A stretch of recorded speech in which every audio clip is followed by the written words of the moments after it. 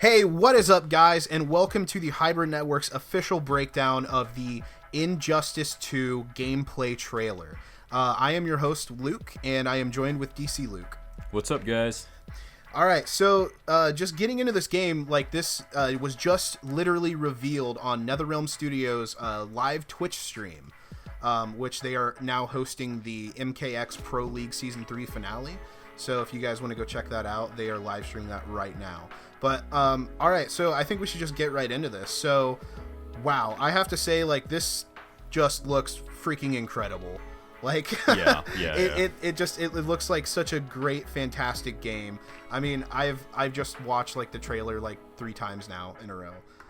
It looks fantastic. So, I guess you want to talk a little bit about what the character designs, because these guys, they just look so much better, than the first game. Yeah, of note is Supergirl, because a big problem with the first game was that female character models were really wonky. They had a bad case of horse face, and Supergirl looks like they learned their lesson from MKX, and they're better. It's a better character model. Yeah, absolutely. I mean, Supergirl just looks so good. I will agree with you. The character models in Injustice 1, especially females, just look kind of off. However, I'm a huge fan of Injustice 1, so I am so hyped for this game. Also, too, I have to mention Gorilla Grodd. The character design for Gorilla Grodd just is so on point. He looks almost exactly like he did in Injustice 1 in that little background in Rikers Island. Yeah, I will say that, but just to see him finally come to life, outside of the Flash TV show. Yeah, and he's actually wearing his fucking armor. He's not just a gorilla, so that's awesome. That's really cool. Absolutely. That gets me so hype. I'm so excited. All right, so it looks like also with the announced last week, the adaptability in the game too. They showed that off in the trailer.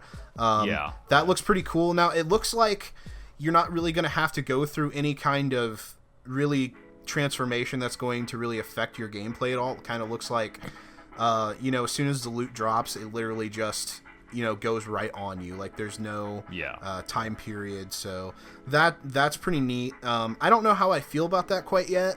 We'll see how that truly affects the gameplay, because I don't want the game to be let's say you're I'm a level 4 Gorilla Grodd facing a level 1 Superman that.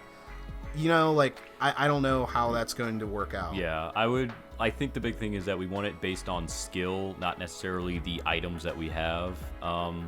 We kind of have to wait and see, because the whole variation thing for MKX was kind of looked at under scrutiny, and that actually turned out to be pretty well balanced when the game actually came out. So yeah. All right, so I just want to talk about the scale and the scope of this game, because the scope looks way bigger. I know that we talked about the character designs, and Superman just looks absolutely amazing. Supergirl does too. But it looks like also Metropolis was featured heavily in this trailer. So I don't know if it's going to be a very Metropolis heavy storyline. A lot of the story is going to take place there, because we have no idea exactly what the story is going to be yet. We just know, some of the features that are going to be in the game, and just the scale looks so much bigger. So I don't know. That really gets me hyped. What are your thoughts on that? There seems to be a way bigger variety between stages from what we saw. We saw Atlantis, we saw freaking Metropolis. I think we saw Gotham in one part. Yeah. I think it's going to be way bigger in terms of the variety of stages. One of my biggest complaints, I think, with Injustice 1 was that all the stages kind of had the same feel, the same kind of design aspect to them. There wasn't really anything separating them. There wasn't any crazy stages. So, I mean, with the fact that we have Grodd and Atrocitus in this game makes me think that they're gonna delve a little deeper into DC locations. We might actually see places like Oa or the Rock of Eternity. I don't know. The door seems way more open for more crazy and way more interesting locales design-wise.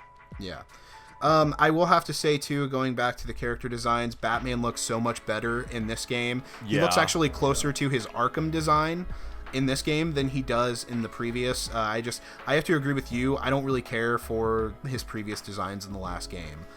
They looked way too much like the Christopher Nolan Dark Knight version, and I know a lot of you people out there really love that version. However, I personally do not like those suits. I think by the time the third movie rolled around, it was just not very good. So I'm glad that... I feel like they work in their own world context, but if you have Batman punching Gorilla Grodd, I kind of want him to be a little more comic-oriented. And absolutely. And, like, this suit's way more simpler, and that's always what I look for in a Batman design. The simpler it is, the better, I think. Yeah, absolutely. Do you have any speculation as to what exactly the story is going to be about? Well, if there's anything to go by, the announcement, I think, that came with this was that this is supposed to be like a direct sequel to Injustice 1. So, if anything, I'm willing to bet that this is basically Superman attempting to reclaim his rule over Earth. And if I want to be so bold as to say, the last game was kind of like a Crisis on Two Earths story, where it was like the mainstream Justice League came and was helping this alternate universe Justice League. I think this one is going to be completely on this alternate Earth. I don't think there's going to be any other alternate Justice League characters. I think it's just going to be basically a brand new story in an alternate Earth. Yeah. And it'll actually be kind of cool. I'm actually interested to see that, because it's going to be Batman and them trying to... It doesn't seem like it's going to be the same story. It's just going to basically seem like them attempting to stop what happened before from happening again. I will say that Superman just he looks way more wicked. I'm not even talking about character design, just the way that he fights.